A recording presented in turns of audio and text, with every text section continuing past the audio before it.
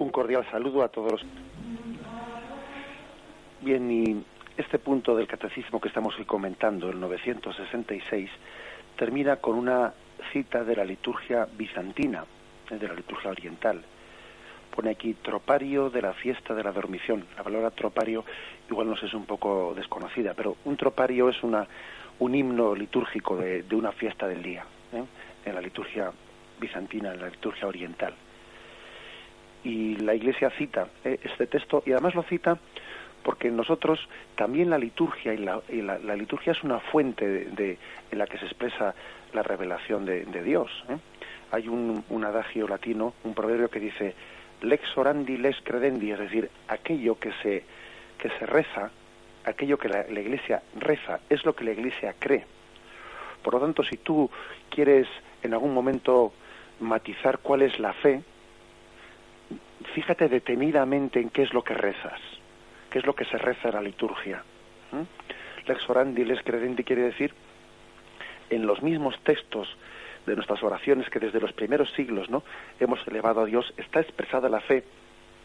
Con lo cual, también fíjate con detenimiento en qué fórmulas ha utilizado la Iglesia para rezar, y en ellas descubrirás cuál es la fe de la Iglesia.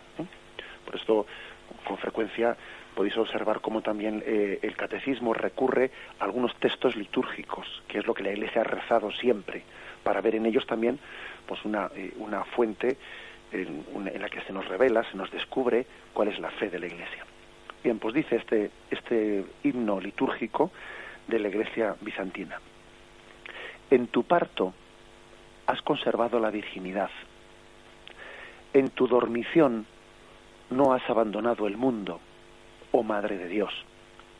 Tú te has reunido con la fuente de la vida, tú que concebiste al Dios vivo y que con tus oraciones librarás nuestras almas de la muerte.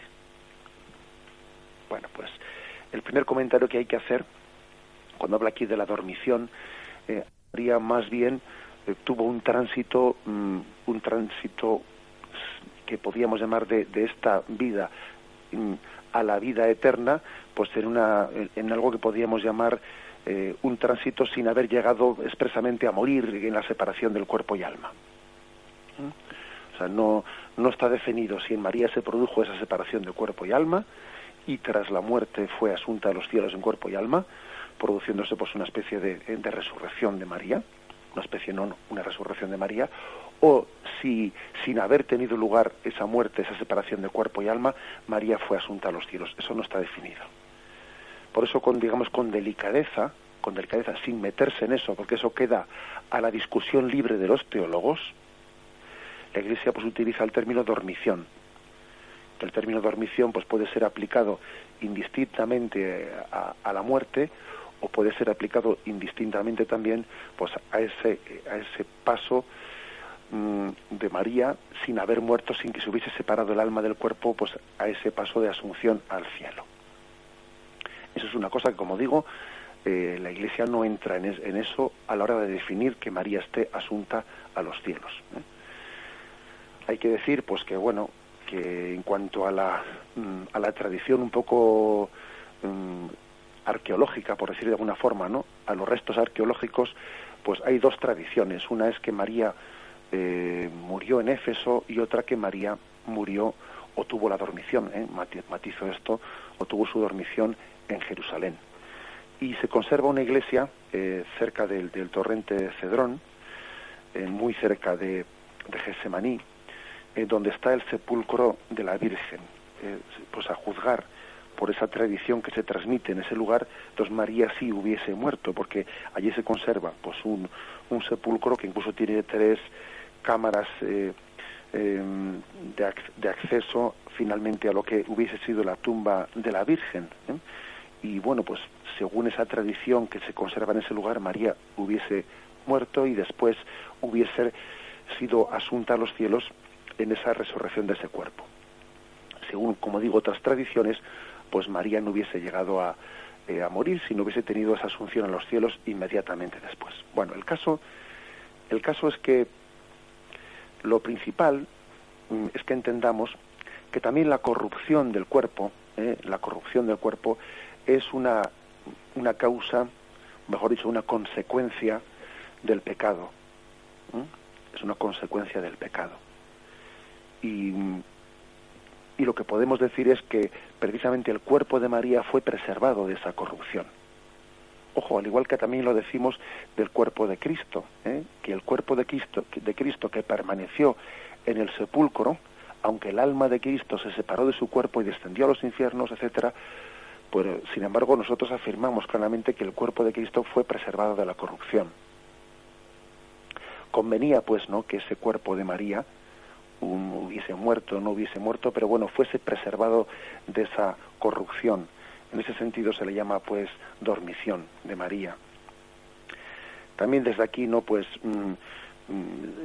se ha desprendido pues una cierta tradición y una cierta forma de Dios de hacer las cosas, que a veces Dios ha querido dar un signo de santidad, pues cuando ha querido que algunos santos hayan tenido como el milagro de la incorrupción de sus cuerpos.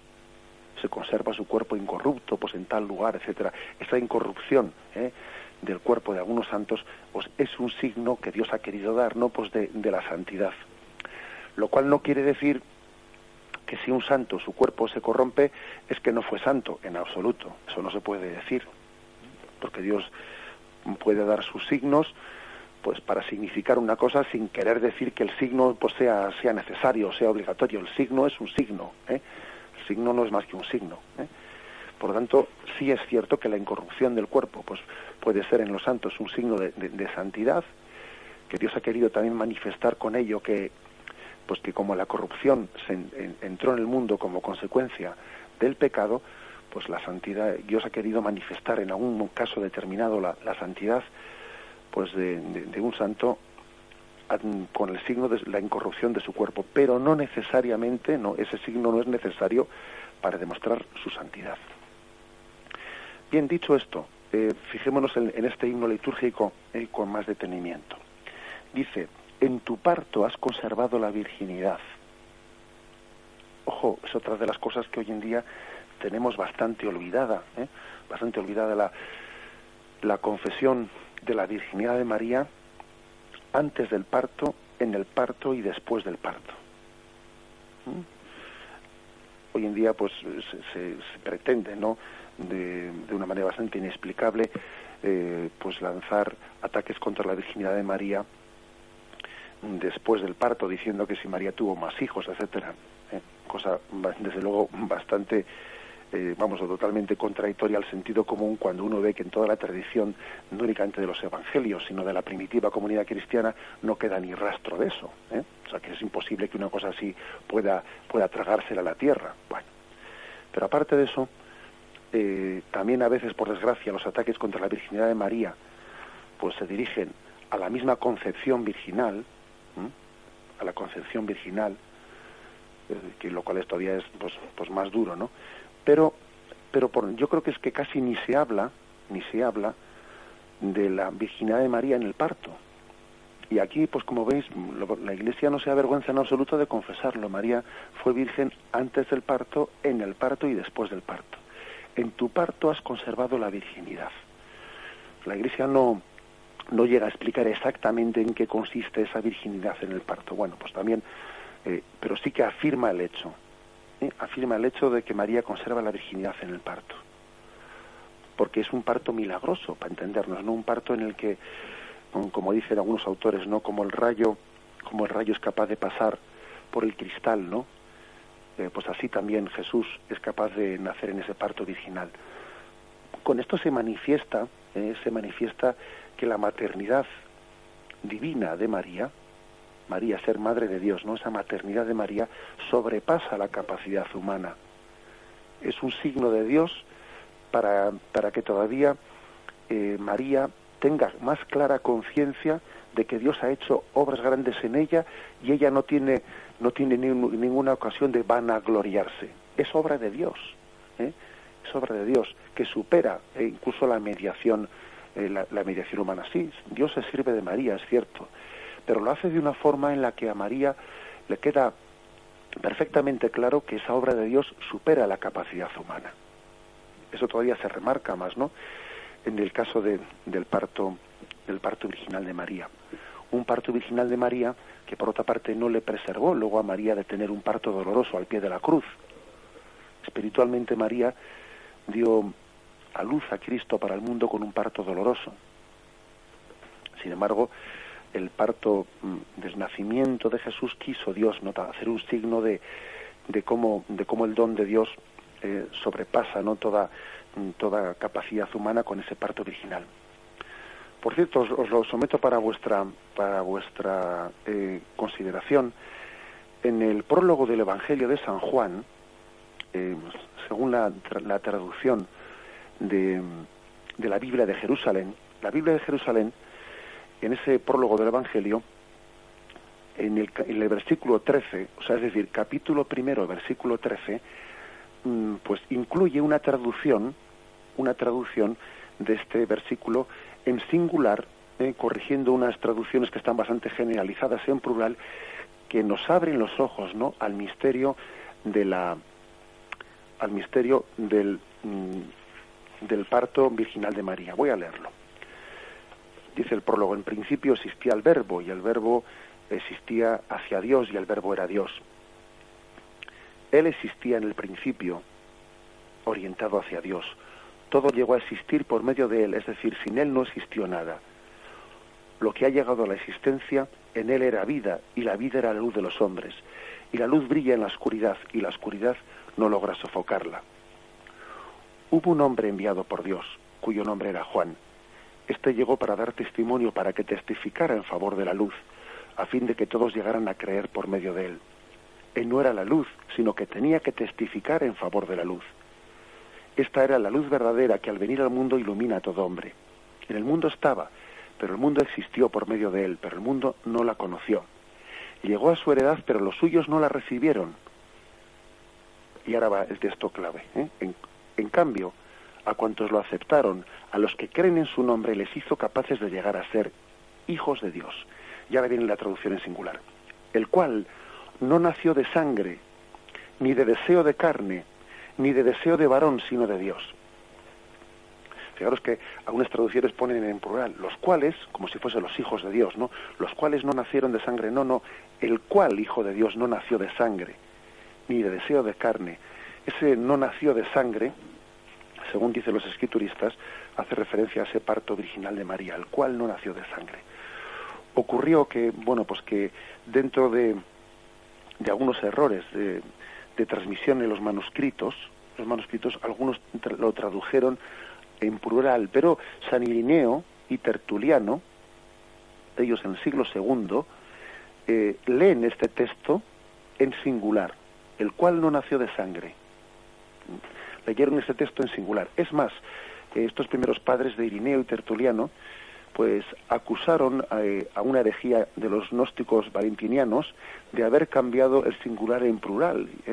Por eso, digamos, la Biblia de Jerusalén y algunas traducciones, otras traducciones como la que he leído ahora mismo, pues muy precisas de la Sagrada Escritura, están incluyendo pues la versión singular de ese versículo 13 del capítulo 1 de San Juan, el cual no nació de sangre, ni de deseo de la carne, virginidad antes del parto, primero la virginidad del parto, el cual no nació de la sangre, ni de deseo de la carne, ni de deseo de varón, sino nació de Dios.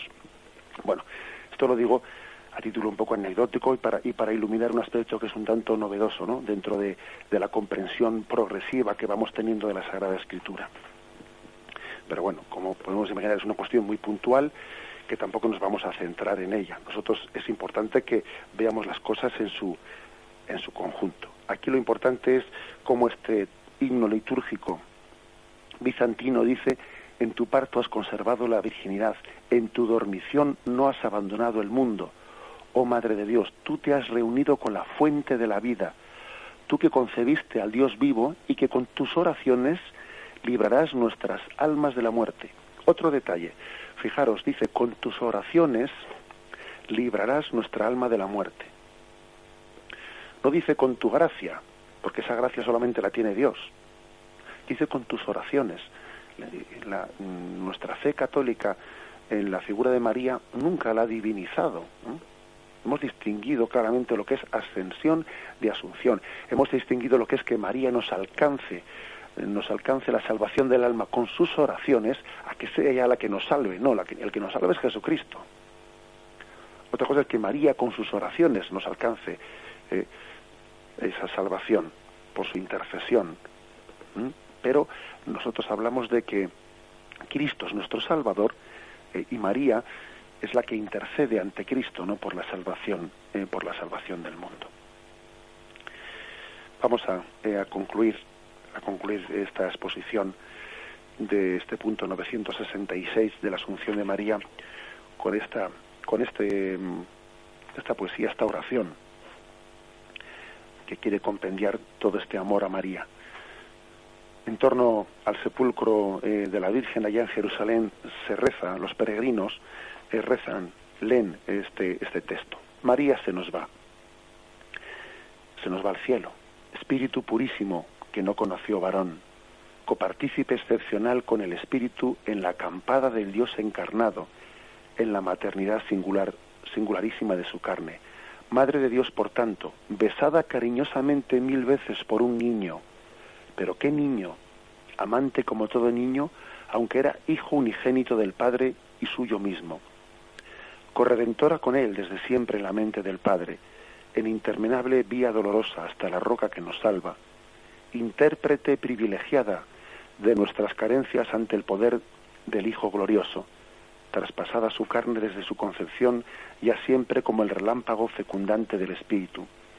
¿Quién sería capaz de someter a muerte y corrupción y reducir a ceniza insignificante un cuerpo venerable ya en vida y de suyo glorioso, lleno de gracia además, según la autorizada opinión de un arcángel? Pues evidentemente nadie sería capaz de someterle a muerte y corrupción, y su hijo Jesucristo quiso, por lo tanto, asumirla a los cielos, ¿no?, en cuerpo y alma. Bueno, pido perdón porque nos hemos extendido más de lo debido en el horario. Y me despido con la bendición de Dios Todopoderoso, Padre, Hijo y Espíritu Santo, descienda sobre vosotros. Alabado sea Jesucristo.